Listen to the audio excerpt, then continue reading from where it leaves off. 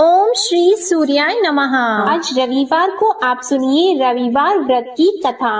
प्राचीन काल में एक राजा था और एक रानी थी। उनके पास सिपाही, घोड़े, दासियां, दास, धन दौलत सब कुछ था, सिर्फ उनकी संतान नहीं थी। इसी कारण वे दोनों राजा रानी बहुत दुखी रहते थे। संतान प्राप्ति के लिए उन्होंने हर तरह के दान, धर्म, धार्मिक अनुष्ठान, जप, मंत्र, पूजा पाठ आदि सब किया, लेकिन इससे उनका कोई फायदा नहीं हुआ। जब राजा और रानी वृद्ध होने लगे तो दोनों को बहुत ही चिंता हो गई। वे दोनों सोच में पड़ गए कि अब हमारे इतने बड़े राज्य का क्या होगा, कौन बनेगा इस राज्य का वारिस, कौन लेगा प्रजा की जिम्मेदारी। राजा और रानी दिन रात इसी चिंता में घुटने लगे। उन्हें खाने और पीने की भी सुध नहीं रहती थी। तो एक सुबह राजा के दरबार में एक साधु आता है तो दासी रानी को इत्तला करती है। तब वह दासी से कहती है, ये मेरा अंतिम दान धर्म है, इसके बाद मैं अपने हाथों से कोई दान धर्म नहीं करूंगी। रानी चावल भरा छाछ हाथ में लेकर बाहर आती है और साधु की झोली में भिक्षा डालने आगे बढ़ती है तो उसके चेहरे पर छाई उद्विग्नता साधु की दृष्टि में आती है। वह उससे पूछता है कि रानी साहिबा, आपको क्या हुआ है, आपको क्यों इतनी उदासी हो गई है। तब रानी साधु को सारी हकीकत बताती है और सिसकने लगती है। उस पर वह साधु कुछ पल गंभीर हो जाता है और कहता है कि चिंता मत करो रानी साहिबा, आपकी संतान की इच्छा पूरी हो जाएगी, आपकी कोख से एक पुत्र का जन्म होगा। मात्र वह 14 साल तक ही आप लोगों को मिलेगा, इसके आगे वह जीवित नहीं रह पाएगा। इससे बढ़कर आपको कुछ देना मेरे लिए संभव नहीं है। अपनी बात पूरी करते उसने अपनी झोली में हाथ डाला। झोली में हाथ डालकर थोड़ी सी भभूत निकालकर उसने रानी को दी और कहा, आप और महाराज दोनों इसे बांटकर ग्रहण कर लेना, तुम्हें जल्द ही पुत्र की प्राप्ति होगी। और वह साधु अपनी राह को चला गया। उसके जाने के बाद रानी सोचने लगी कि 14 साल तो 14 साल ही सही, उतने समय के लिए हमें पुत्र तो मिलेगा, यही काफी है। उतने साल तक मैं उसे जी जान से बड़ा करूंगी, उसे ढेर सारा प्यार और दुलार करूंगी, अपनी संतान की मुराद पूरी करूंगी। उस रात अपना सारा राज गाज खत्म करके राजा जब रानी के महल में गए तो रानी ने राजा को सारी बात बता दी और साधु की दी हुई भभूत राजा को दिखाकर बोली कि साधु महाराज ने ये भभूत हम दोनों को ग्रहण करने के लिए दी है। राजा बोले, इतना दान और धर्म किया, जप और तप किया, उसका कोई फल नहीं मिला, अब इस भभूत से हमें क्या संतान प्राप्त होगी। उस पर रानी बोली, जब इतना सब कुछ कर लिया तो अब ये भी सही, क्यों हम उस साधु के क्रोध को बुलावा दें। राजा को अब किसी बात पर विश्वास नहीं था, पर रानी को दुख ना पहुँचे इसलिए वह राजी हो गया। और राजा रानी दोनों नहाते धोते हैं, फिर अपने भगवान का नाम का स्मरण करते हैं, अपने पुरखों को स्मरण करते हैं और उस साधु महाराज का नाम स्मरण करके वह भभूत बांटकर दोनों खाते हैं। उसके बाद दोनों निश्चित होकर सो जाते हैं। तो कुछ दिन गुजर जाते हैं और साधु द्वारा कहे अनुसार रानी गर्भवती हो जाती है। उस पर राजा और रानी दोनों की खुशी गगन में नहीं समाती। राजा रानी से बोलते हैं, महारानी सचमुच साधु महाराज की कृपा हो गई। तो 9 महीने बाद रानी ने एक सुंदर पुत्र को जन्म दिया। राजा ने बड़ी धूमधाम से पुत्र का नामकरण किया। सारे राज्य में 8 दिन तक अनशन तर्पण रखा, उत्सव मनाया गया। आप पुत्र की कुंडली देखने के लिए राज्य के सबसे विद्वान पंडित जी को बुलाया गया। जो कुंडली देखकर पंडित जी बड़े चिंतित हो गए, कहने लगे, महाराज हमारा राजपुत्र सिर्फ 14 साल तक हमारे पास रहेगा, राजा को इस बात की भनक तो थी ही, रानी को भी साधु महाराज की बात याद थी। दोनों चुप रह जाते हैं। उसके बाद राजा और रानी बड़े प्यार से बेटे की परवरिश करते हैं, उसकी हर ख्वाहिश पूरी करते हैं और थोड़े समय के लिए ही सही भगवान ने संतान की अपनी मुराद पूरी कर ली। इससे वे समाधान मानते हैं। राजपुत्र दिन प्रतिदिन बड़ा होता है। जब वह 7 साल का हो जाता है तो राजा एक अच्छे गुरु की नियुक्ति करके उसे पढ़ाई लिखाई, घुड़सवारी आदि 12 विद्याओं का शिक्षण देते हैं। जब वह सब शास्त्र विद्या में पारंगत हो जाता है और 12 साल की उम्र का हो जाता है, तब एक अच्छी सी राजकन्या खोजकर उसकी शादी करा देते हैं। तो 2 और साल बीत जाते हैं। बेटा 14 साल का हो जाता है। एक दिन राजपुत्र राजा से बोलता है, पिताजी, मैं अपना सारा राज्य घूमकर देखना चाहता हूँ। आज तक मैंने सिर्फ इस रजवाड़े के अतिरिक्त कुछ देखा नहीं है। बेटे की बात सुनकर राजा चिंतित हो जाते हैं, क्योंकि पुत्र को 14वां साल शुरू हुआ ही था। अब कोई अनहोनी होने का वक्त नजदीक आ पहुंचा था, लेकिन राजा यह सब बातें पुत्र को बता नहीं सकता था। राजा अपने चेहरे पर खुशी लाकर बेटे से कहता है कि हाँ, जरूर जाओ बेटा, तुम्हें अपना सारा राज्य घूमकर देखना चाहिए। कहाँ क्या है ये सब जानना चाहिए। कल मेरे बाद तुम ही को तो राजा बनना है। मात्र एक बात का ध्यान रखें, तुम जहाँ जा रहे हो, क्या कर रहे हो, ये बात अपनी पत्नी को नहीं बताना। पुत्र कहता है, ठीक है पिताजी, आपने जो कहा है मैं वैसा ही करूँगा। राजपुत्र दिन भर अपनी पत्नी के साथ रहता है, खुशियाँ मनाता है और रात को 12 बजे वह उठकर बाहर चला जाता है। फिर सुबह होने से पहले वापस अपने महल में आकर सो जाता है। ऐसा बहुत दिनों तक चलता रहा और पुत्र का 14वां साल खत्म होने में कुछ ही दिन बाकी रहे थे। इतने में उसकी पत्नी यानी छोटी रानी रात में जाग जाती है। वह देखती है कि बिस्तर पर राजपुत्र नहीं है। वह महल में सब जगह देखती है तो राजपुत्र कहीं भी नजर नहीं आते। तो वह क्या करती, किससे कहती? वह चुपचाप रहती है। फिर वह सुबह होने पर देखती है कि उसका पति अपनी जगह सोया हुआ है। वह पति से कुछ नहीं पूछती है, लेकिन दूसरी रात भी जब वैसा ही होता है, तीसरी और चौथी रात और कुछ दिनों तक ऐसा ही चलता रहता है, तब रानी बहुत ही चिंतित हो जाती है। उसके मन में ढेर सारे सवाल उठते हैं, लेकिन उसे पूछने में डर लगता है। शायद पति गुस्सा कर बैठे। सास ससुर से पूछने के बारे में सोचा तो उसकी कुल मर्यादा बीच में आ जाती थी। तो इस तरह वह मन ही मन घुटती रहती थी। इस हालत में उसे खाने पीने में दिलचस्पी नहीं होती थी। वह दुबली पतली हो जाती है। तो उस राज्य में फूल बेचने वाली एक बूढ़ी मालिन थी। वह हमेशा छोटी रानी को फूल देने उसके महल में आती थी। उस बुढ़िया का ध्यान छोटी रानी पर पड़ जाता है। वह उससे पूछती है, बेटी, तुम्हें किस बात का दुख है? तुम इस तरह सूख कर कांटा क्यों बनी हो? उस पर रानी कहती है, क्या बताऊं तुम्हें अम्मा, तुम्हारा राजपुत्र हर रात्रि को बाहर चला जाता है और सुबह वापस लौट कर आ जाता है। वह कहाँ जाता है, क्या करता है, यह सोच सोच कर मैं अन्न जल ग्रहण नहीं कर पाती हूँ और सूख सूख कर इस तरह कांटा बन रही हूँ। बुढ़िया सब बात सुनकर उसे एक उपाय बताती है कि बेटा ऐसा करना, आज रात को तुम सोना मत, उसके पीछे जाकर देखना कि वह कहाँ जाता है, क्या करता है और उसकी अच्छी तरह से पहरेदारी करना। तो छोटी रानी बोली कि अगर मुझे नींद आ गई तो बुढ़िया बोली कि तुम्हें नींद न आए इसलिए एक काम करना, अपने बाएं हाथ की उंगली में एक जख्म कर देना, उस पर थोड़ी सी मिर्ची छिड़कना, उससे तुम्हें बड़ी जलन होगी और उस पीड़ा से तुम्हें रात भर नींद नहीं आएगी। रानी बुढ़िया के कहे अनुसार वही करती है।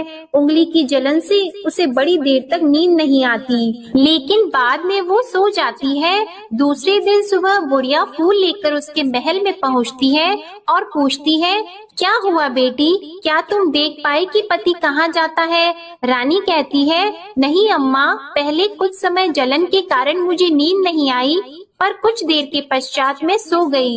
बुढ़िया कहती है, कोई बात नहीं, आज तुम उंगली पर पहले से थोड़ा बड़ा जख्म करना और ज्यादा मिर्च लगाना। तो रानी ने वैसा ही किया।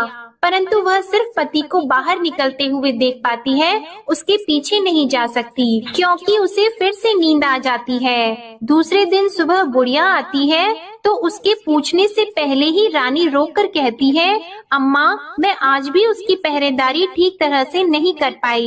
बुढ़िया कहती है, रोना नहीं बेटी, सब कुछ ठीक हो जाएगा। तुम आज रात जख्म और बड़ा करना और उस पर ज्यादा मिर्ची लगाना और एक काम करना कि जब वह जाने के लिए निकलता है तब उसका रास्ता रोकना। बुढ़िया ने जैसा बताया रानी ने वैसा ही किया। आज रात उसे नींद नहीं आती है। पति जब रात को महल से निकलने के लिए चलने लगता है तो वह बुढ़िया ने जैसा बताया वैसे ही करती है। दौड़कर जाकर पति का रास्ता रोकती है और कहती है, कहाँ जा रहे हो, किससे मिलने जा रहे हो, मुझे बताओ। राजपुत्र उसे समझाने की बहुत कोशिश करता है। देखो, अगर मैंने तुम्हें यह बता दिया तो मैं तुम्हें दोबारा नहीं मिल पाऊंगा। रानी कहती है, कोई बात नहीं, ना मिल पाओ, लेकिन आप रात के समय कहाँ जाते हो यह मुझे बता दो। राजपुत्र निरुपाय हो जाता है। पत्नी की जिद के आगे उसकी एक नहीं चल पाती। ठीक उसी समय उसका 14वां साल खत्म हो रहा होता है, 15वां साल लगने वाला होता है।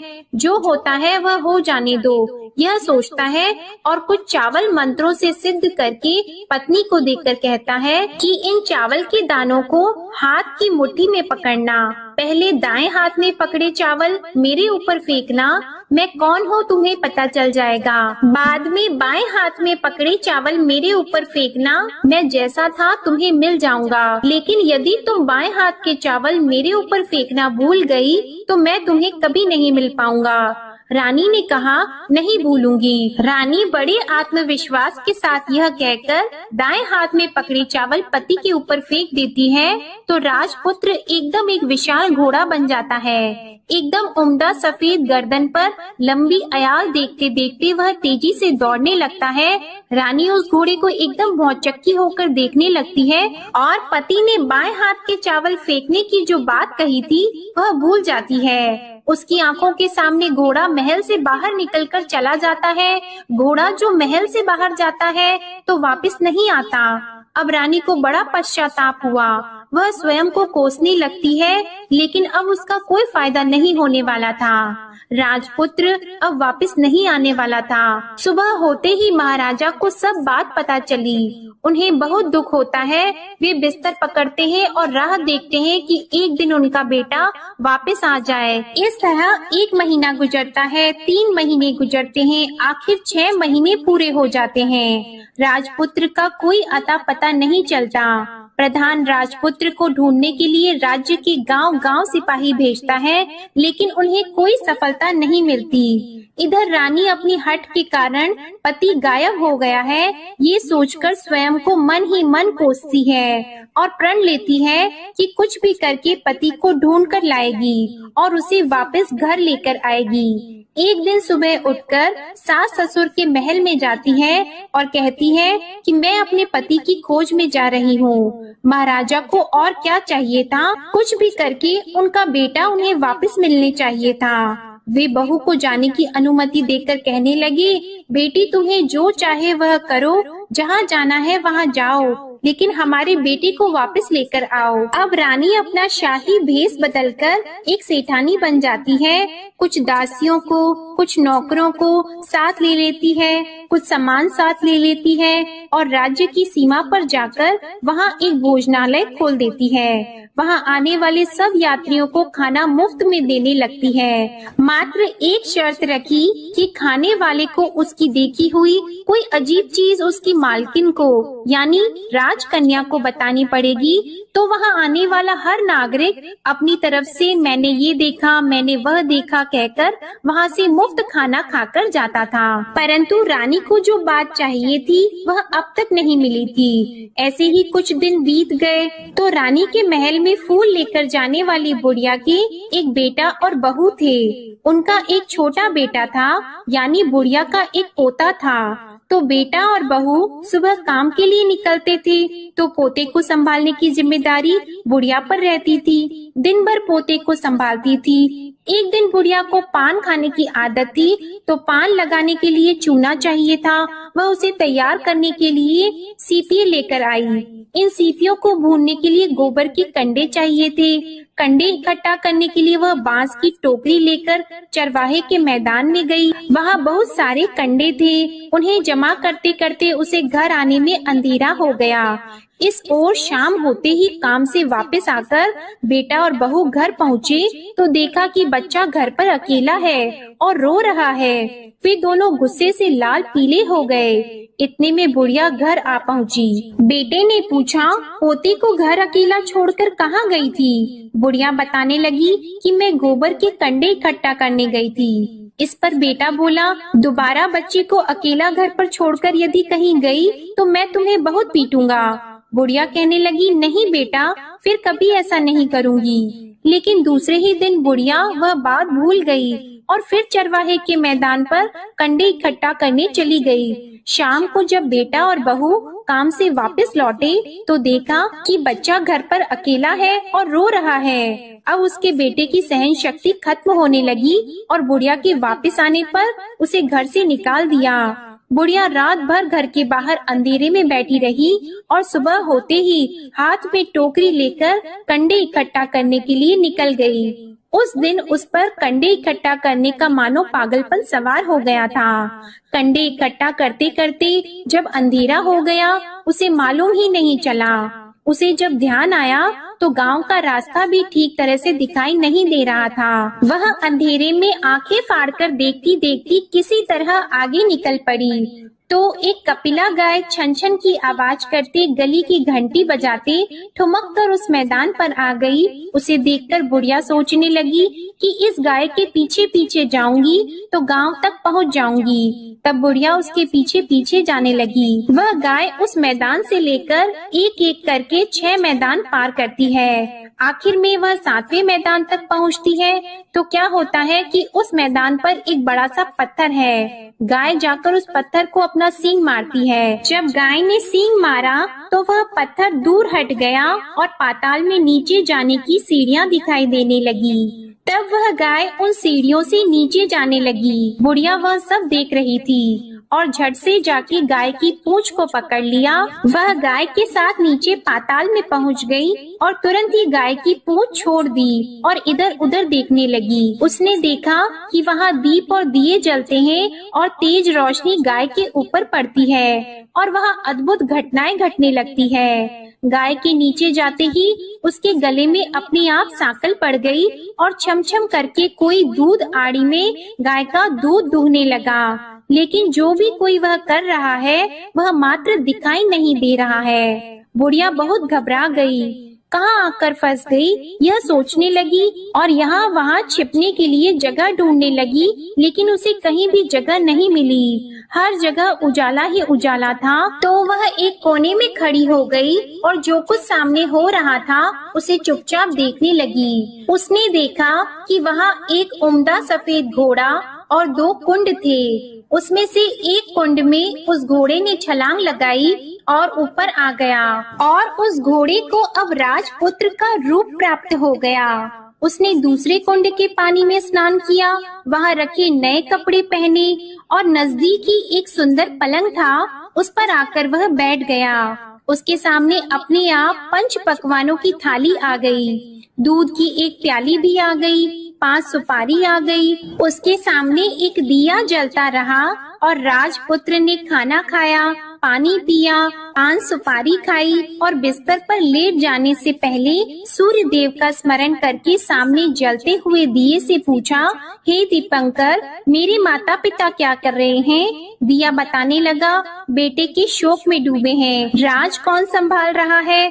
तो उसने बोला कि राज्य प्रधान संभालते हैं। उसने पूछा कि मेरी पत्नी क्या करती है? तो दिए ने बोला कि उसने चौराहे पर भोजनालय शुरू किया है और आते जाते लोगों से वह नई खबर के बारे में पूछती रहती है। दिए के यों कहते ही राजपुत्र कहने लगा कि ठीक है। उसके बाद वह सो गया। बुढ़िया कोने में खड़ी हुई सब देख रही थी। ऐसी अद्भुत घटना उसने जिंदगी में पहली बार देखी थी। उसे अंदर ही अंदर चुलबुलाहट होने लगी। वह अपनी भूख प्यास भूल गई और आगे क्या होता है कि उसे उत्सुकता से देखने लगती है। लेकिन उसके बाद और कुछ घटनाएं नहीं घटती। रात गुजर गई और सुबह हो गई। पलंग पर सोया हुआ राजपुत्र उठा और फिर से पहले वाले कुंड में छलांग लगाई।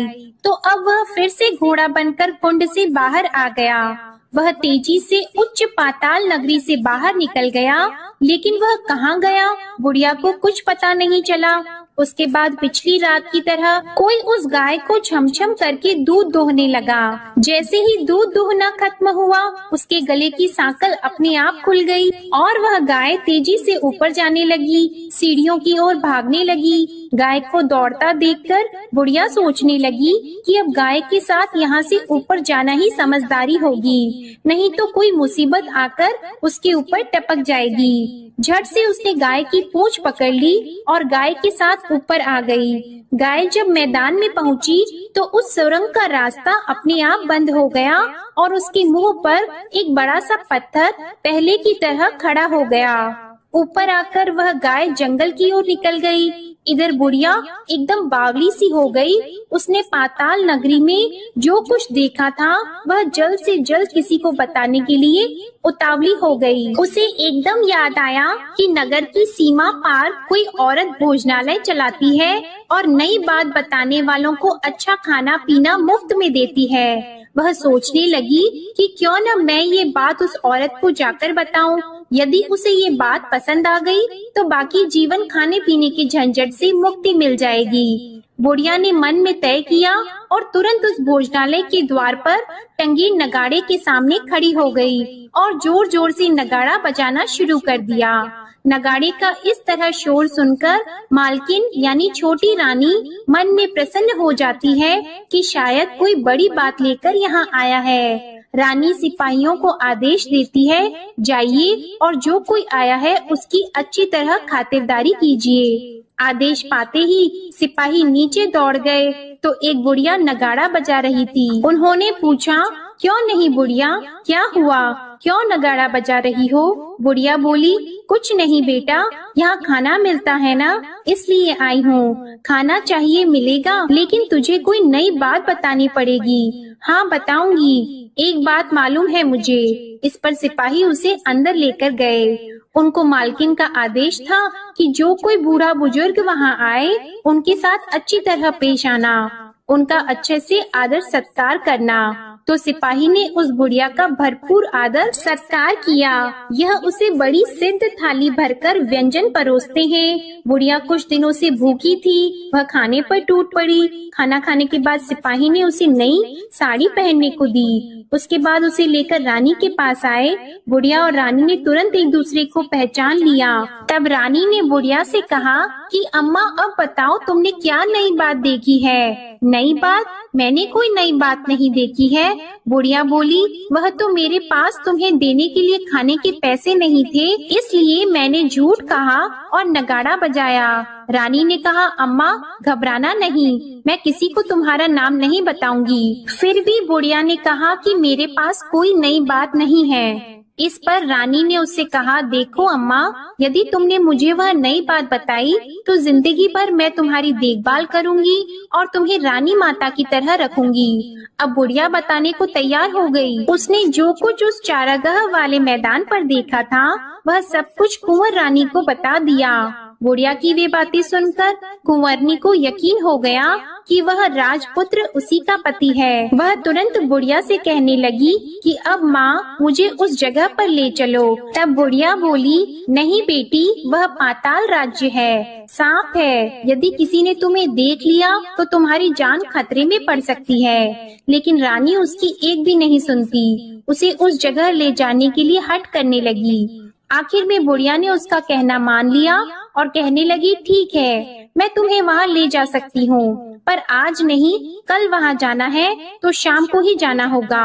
तो दूसरे दिन दोपहर को रानी बुढ़िया के साथ उस मैदान पर गई और एक जगह छुपकर गाय के आने की राह देखने लगी। दिन ढलते ही अंधेरा गिरने लगा और गाय हमेशा की तरह वहां आ गई। मैदान के उस कोने में जाकर उसने पत्थर पर सींग मारा तो छत से पत्थर हटकर वहां सुरंग में जाने का रास्ता खुल गया।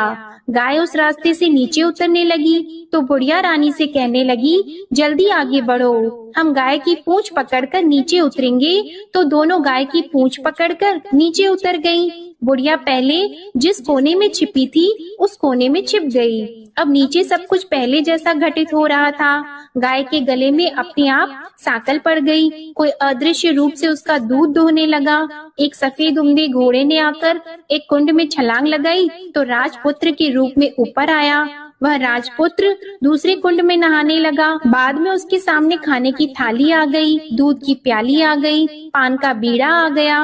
राजपुत्र सब ग्रहण करके सोने के लिए पलंग पर गया तो सोने से पहले सूर्य देव का स्मरण करके वह दिए से पूछने लगा, दीपांकर मेरे माता पिता क्या कर रहे हैं? तो दिया कुछ जवाब नहीं देता बल्कि वह बुझने लगता है। तब राजपुत्र को कुछ घटित हुआ है इसका संदेह हो गया। वह उदास हो गया और जो कुछ हुआ है वह हो जाने दो ऐसा सोचकर फिर से बिस्तर पर लेट गया। अब रानी का संयम छूट गया। वह दौड़कर पति के पास गई और उसके पैर पकड़ने के लिए आगे बढ़ने लगी। राजपुत्र तुरंत ही पत्नी को पहचान गया। वह छत से पीछे हट गया और चिल्लाने लगा, नहीं नहीं, मुझे मत छूना, सर्वनाश हो जाएगा। रानी दोनों हाथ जोड़कर पति से अपनी भूल स्वीकार करने लगी। स्वामी, मुझसे भूल हो गई। मुझे आपसे नहीं पूछना चाहिए था कि आप रात को कहाँ जाते हो। मैं अपनी भूल स्वीकार करती हूँ। मुझे मेरी भूल की सजा मिल गई है। अब आप घर चलो। आपके वियोग में आपके माता पिता ने बिस्तर पकड़ लिया है। आपकी प्रजा भी बहुत दुखी है। उस पर राजपुत्र कहने लगा, वही तो एक बार तुम गलती कर बैठी हो, अब दोबारा मत करना, नहीं तो अब मैं तुम्हें जो दिख रहा हूँ वह अभी नहीं दिखूंगा। रानी अब विलाप करने लगी, जोर जोर से जमीन पर सिर पटकने लगी। राजपुत्र के मन में उसके प्रति दया उत्पन्न हो गई। वह उससे कहने लगा, यदि तुम मुझे पाना चाहती हो तो तुम्हें एक काम करना होगा। काम कठिन है लेकिन वह तुम्हें अकेले ही करना होगा। रानी ने कहा, कहो स्वामी, कितना भी कठिन काम हो मैं वह पूर्ण करूंगी। रानी कहने लगी। इस पर राजपुत्र ने उसे बताया, इस पाताल से ऊपर जाते ही तुम्हें एक घना जंगल नजर आएगा। ऐसे 6 जंगल पार करने के पश्चात तुम्हें एक 7वां जंगल मिलेगा। वह जंगल सबसे घना है। उस जंगल के बीचों बीच एक पीपल का पेड़ है। उसके आसपास की जगह पत्ते, फंदे, जटाएं आदि से ढक चुकी है। वहाँ बाघ, शेर, सांप और भालू बैठते हैं। तुम्हें उन सबको भगाकर वह जगह साफ करनी है। उसको गोबर से लिपाई करके पवित्र बनाना है, रंगोली से सजाना है। उसके बाद वहाँ धूप, कपूर, अगरबत्ती जलानी है। फूल और कुमकुम से पेड़ की पूजा करनी है। दूध और दही से बने चावल का भोग चढ़ाना है।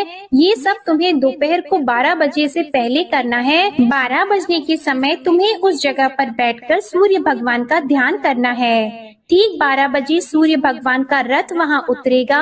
वे सब देखकर खुश हो जाएंगे और कहेंगे कि जिस किसी ने भी ये सब किया है उसे मैं मनचाहा फल दूंगा। तो तुम सामने जाकर उसके रथ का दाहिना घोड़ा मांगना, मैं तुम्हें मिल जाऊंगा। इतनी बात कहकर राजपुत्र अपने पलंग पर सो गया और छोटी रानी भोर होने की राह देखने लगी। भोर होते ही वह बुढ़िया के साथ गाय की पूंछ पकड़कर ऊपर आ गई। ऊपर आने के बाद वह बुढ़िया से कहने लगी, अम्मा, अब मैं अकेले ही आगे जाऊंगी, तुम भोजनालय वापस चली जाओ।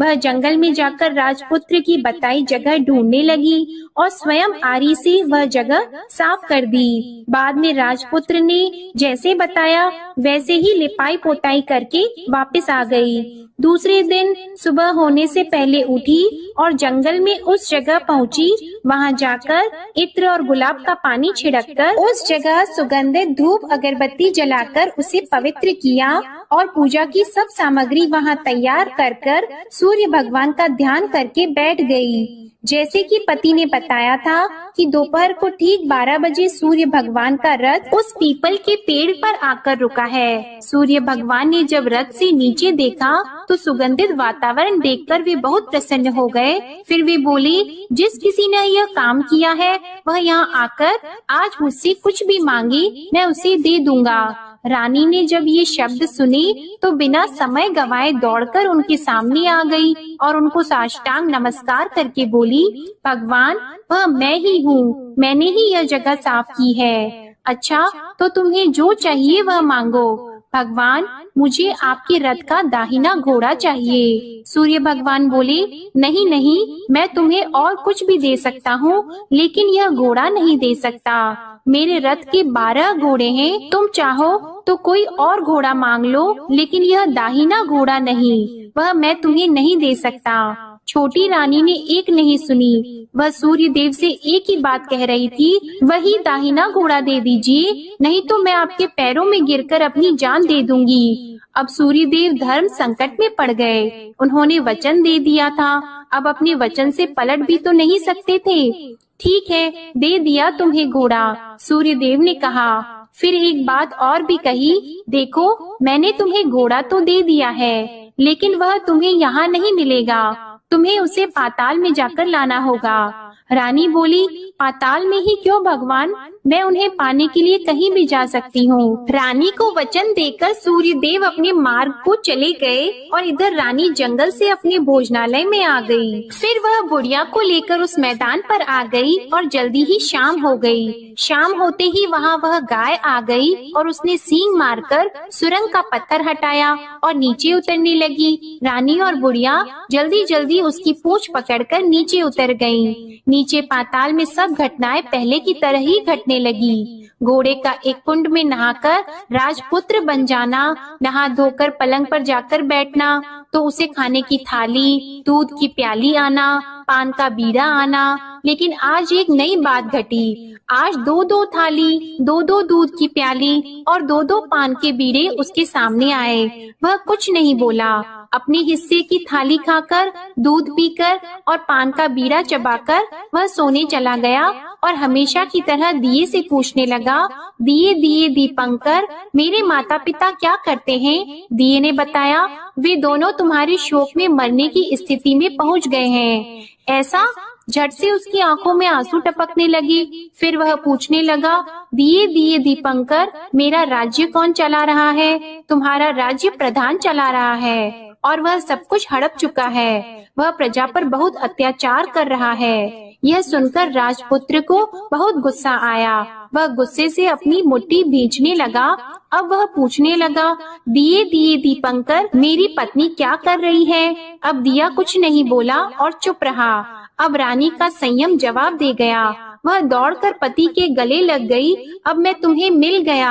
राजपुत्र कहने लगा, सच कहते हो? अब आप फिर से घोड़ा तो नहीं बनोगे ना? नहीं, दोबारा घोड़ा नहीं बनूंगा। तुमने जो इतने सारे कष्ट उठाए हैं मुझे पाने के लिए, इसलिए सूर्य देव ने मुझे सदा के लिए घोड़े के जन्म से मुक्त कर दिया है। राजपुत्र ने बड़े प्यार से कहा और उसे गले लगाया, उसके आंसू पोंछे और कुछ देर के पश्चात सुबह हो गई तो गाय की श्रृंखला टूटकर वह ऊपर भूलोक जाने लगी। रानी, राजपुत्र और बुढ़िया उसकी पूंछ पकड़कर ऊपर आ गए। ऊपर आने पर वे सीधे भोजनालय में पहुँचे। वहाँ का सब सामान लोगों में बांट दिया और उसको ताला लगाकर अपने राज्य में लौट आए। राजपुत्र वापस आता है और उसके तेवर देखकर प्रधान घबरा जाता है। राजपुत्र ने उसे बंदी बनाकर कैद खाने में डाल दिया और राज्य की बागडोर अपने हाथ में ले ली। उसके बाद वह अपने माता पिता को मिलने उनके महल में गया। तब राजपुत्र क्या देखता है कि उसके माता पिता उसके शोक में अस्थि पंजर बने हुए हैं। पुत्र को वापस आया देखकर मरणासन राजा रानी की आंखों से टप टप आंसू बहने लगे। इन दोनों ने पुत्र को गले लगा लिया, उसे प्यार से सहलाया और इतना होने के बाद उनकी सेहत में एकदम सुधार आने लगा। वे अब बिस्तर से उठकर बैठ गए हैं, पुत्र को आशीर्वाद देने लगे हैं। राजपुत्र के आने की खबर तुरंत ही राज्य में फैल गई। प्रजा खुशी से फूली नहीं समाई। प्रजाजन राजमहल के सामने इकट्ठा हो गए। राजपुत्र ने भी उन्हें दर्शन दिए और आज से उन्हें कोई दुख नहीं पहुंचाएगा, ऐसा वचन भी दिया। अब राजा अपने पुत्र का राज्याभिषेक करके उसे सिंहासन पर बिठाता है और बहू को महारानी का दर्जा देता है और स्वयं अपनी पत्नी के साथ ईश्वर स्मरण करते खुशी से दिन बिताता है। महाराजा बना राजपुत्र अच्छी तरह से राज्य चलाने लगा और अपनी पत्नी के साथ सुख शांति से जीवन बिताने लगा। उस बुढ़िया को रानी ने अपने ही पास रख लिया और उसकी अच्छी तरह से देखभाल करने लगी। बुढ़िया और उसके बुढ़ापे के दिन खुशी से गुजरने लगे। प्रेम से बोलिए सूर्य नारायण भगवान की जय। आपको आज की कथा पसंद आए तो वीडियो को लाइक करना मत भूलिएगा, शेयर कीजिएगा, कमेंट में भगवान श्री सूर्य नारायण की जय लिखिएगा और चैनल को भी सब्सक्राइब करिएगा। इसी के साथ आज आप हमारे चैनल पर कार्तिक मास महात्म्य की कथा भी जरूर सुनिएगा।